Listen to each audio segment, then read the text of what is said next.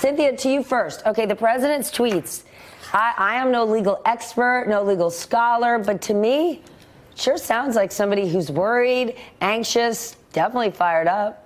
Right. Sounds like somebody who might have had a phone call from Mr. Whitaker. So walk me through that. Would he possibly get the heads up the night before? Is that how it works?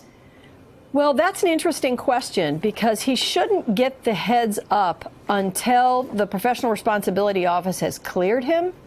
But he did get the heads up before the Cohen one. So it wouldn't be surprising if he did make the phone call. And it does look like that's true. And to steal Matt Miller's line from the green room, he's like the warning signs before a tsunami are the tweets. So there's some concern that more things are going to happen today besides these information from the United States Attorney's Office and the Special Counsel's Office. All right, Matt, I had a hard time even following with all the names and directions the president was going in with those tweets. But in one of them, he mentioned former Assistant U.S. Attorney Andrew Weissmann. Talk about this guy specifically and how it plays into everything. So it was interesting that he attacked Andrew Weissmann and attacked him specifically for, in his words, ruining people's lives and destroying companies. Andrew Weissmann is a career prosecutor at the Justice Department, has prosecuted mobsters, and I think one of the most famous cases, the one that the president clearly was referring to here, was Enron. So hold on a second. Hold on. Yeah. Is the president implying it was Andrew Weissmann who destroyed Enron? Let's remember what Enron did and where their senior executives ended up. And destroyed the lives of the CEO, Jeffrey Skilling, who went to jail for 14 years, I believe. So, yeah, I think that's what the president's tweets were referring to. That is an interesting defense strategy, I think, to claim Enron as a great company. But, the president, I think, clearly was nervous. One other thing that I thought was interesting in the president's tweets this morning, so kind of as an aside, and one of them attacking one of the other members of Mueller's team, Jeannie Rhee, he said something about, Jerome Corsi, who I do not know. We know that's not true. He worked with Jerome Corsi extensively in 2011 when Corsi invented the birther conspiracy. That to me read a little bit as a warning sign that maybe we're going to see something today specifically related to Jerome Corsi. It seemed that an indictment is coming. We know Mueller's grand jury meets on Fridays. I don't know if it will be today, but if you're looking for early warning signs from the president's tweets, that distancing from Jerome Corsi to me looked a little bit like a clue of something that might be coming. That is stunning to me. That Andrew Weissmann ruined people's lives. One might say that the executives destroyed the company and destroyed the savings of so many of those people who were, that's amazing to me. All right, exactly. Cynthia, NBC News has confirmed that President Trump's lawyers, they have resumed discussions with Mueller's office in just the last few days, and this is after Michael Flynn's sentencing memo has shown he is fully cooperating with Mueller. What do you think could be on the table now? Well, I think there's two things that have to do with this. The first is, the president's answers, clearly there's going to be follow-up. I mean, you would never just, first of all, nobody ever does this and uses written back and forth in a criminal case. But it was allowed because it's the president of the United States. So I'm sure there's going to be follow-up about that. That's one thing. The other interesting thing about the Cohen memo is, remember in the Cohen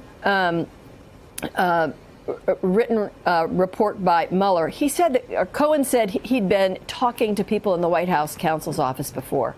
And I'm looking today to find out, what does that mean? Did they woodshed him? Did he talk to the president about what he was going to say before he went to the Senate?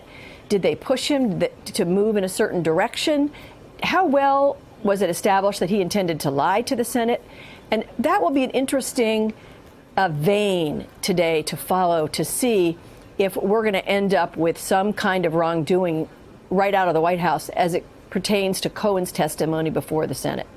Yikes. All right, Matt. The Atlantic says, this one confused me even more, it says half a dozen current and former White House officials have said the administration has no plans in place for responding to the special counsel's findings, and a former senior White House official who requested anonymity told The Atlantic that attempting a plan would mean, quote, you would have to have an honest conversation about what might be coming.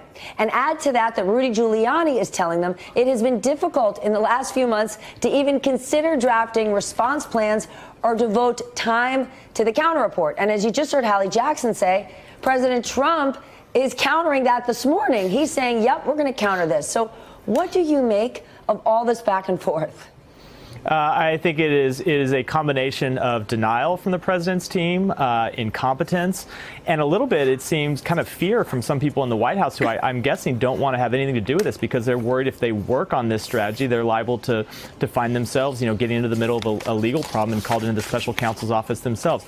I think we've seen this before in other issues where the president's team is just not ready to deal with something they know is coming publicly. Part of that, as I said, is just because they're incompetent. But I think another part is, I don't know how you prepare a response when you know that the president is not disciplined and won't stick to it. No matter what you come up with, the president is liable to wake up, have a different strategy, and start tweeting as he did this morning. So I think they're a little all over the map when you see the president saying, yes, we've been working on a report and we've prepared, I think he said 87 pages or 47 pages or something. That's contradicting Giuliani, who said in one of these quotes that they haven't really started working on it. So they're a little all over the map. I think what you would expect from a typical defense team is they would have a thorough, kind of assault on the facts, on the law, and be ready to roll that out aggressively. I don't think that's where they are. Well, it must be tough for them because, as you remember, the president recently said he doesn't listen to other people's brains. He listens to his gut. And I'm not sure if the president's team is able to communicate with said gut. Hey there, I'm Chris Hayes from MSNBC. Thanks for watching MSNBC on YouTube. If you want to keep up to date with the videos we're putting out, you can click subscribe just below me or click over on this list to see lots of other great videos.